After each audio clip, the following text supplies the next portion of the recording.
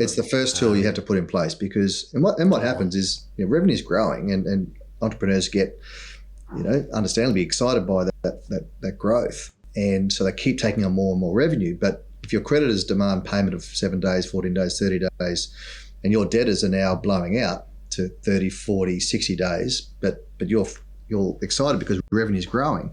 But if your debtors are taking longer to pay than creditors and you're building up lots of stock, so if you're sourcing stock from overseas, often you have to buy big, huge containers full of stock to get it from overseas, to get the economies of scale. So if you haven't factored that into your cash flow, you'll run out of cash flow very quickly. And the stat that I came across a few years ago from Jim Collins, from his decades of research, and some of the tools in his books are foundation of what we've put into our business, and that's where Fast Track came from, was putting all these tools into our business initially, and then we realised, hey, this is a program that we can sort of tack onto the turnaround once they're stable, and that's where the aha moment came from.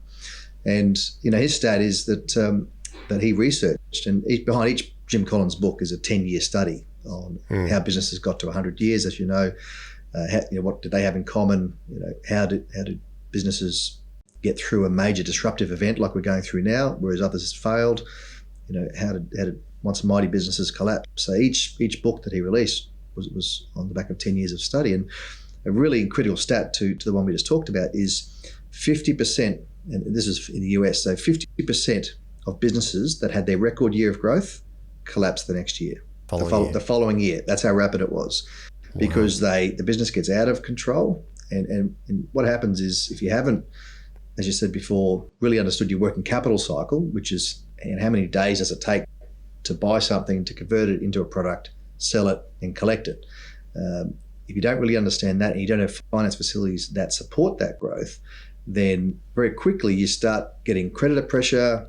You go into a sort of panic cycle.